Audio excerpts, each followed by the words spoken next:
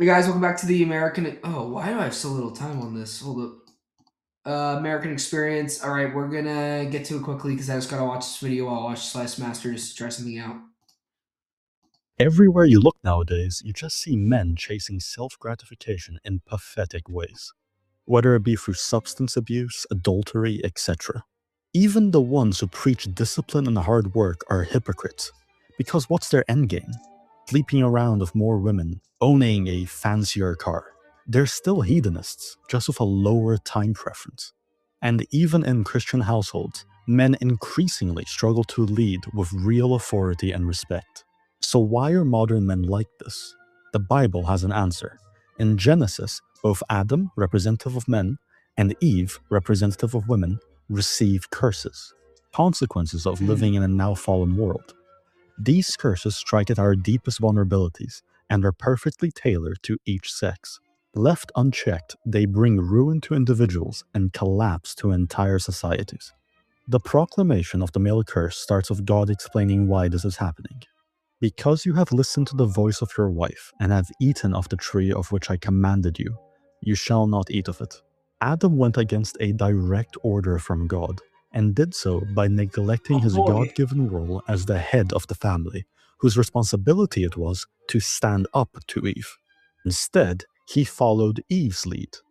Yes, the first sin of man was simping. Adam tried to defend himself by claiming it was Eve's fault, since she's the one who brought the forbidden fruit to him. But God did not accept such an excuse. Adam was granted authority over Eve as her husband, thus it was his responsibility to stop her. Not only did he neglect his duty, he then joined in by also eating. Our society has followed Adam's example. It's common to see online men blaming women for the modern state of politics. And they have valid points. But who is it that allows and enforces those decisions? Since ultimately all politics is force, it's men. You can blame women all you want, and you might be right. And if so, God will hold you accountable for dereliction of duty. The proclamation continues with, "Cursed is the ground because of you.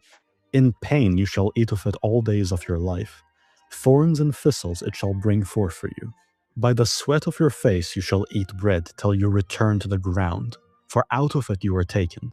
For you are dust, and to dust you shall return."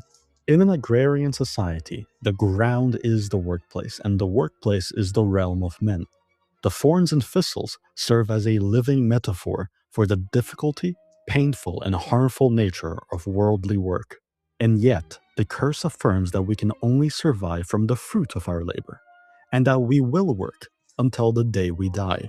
And the worst part, for we are dust, and to dust we shall return. All that effort and pain will be for nothing in the end. We'll die anyway. Whatever works we leave behind will crumble. Thus, Adam's curse is that work will be painful, hard, and meaningless, and that we'll still have to work despite that. It's enslavement to combat entropy, despite victory being impossible. Of course, there are some men who do not work. Does this make God a liar? Obviously not. Men who do not work will starve. Men who are fed by the work of other men, or their own savings, starve spiritually. Idle men degenerate and depress. The most common term used in suicide notes among males is, quote, useless. There is no happy retirement. Even retired men feel driven to work in some form until they die. It can seem at times that some few men achieve so much, gain so much wealth, power, and fame, that they are effectively free from the curse. But it's an illusion.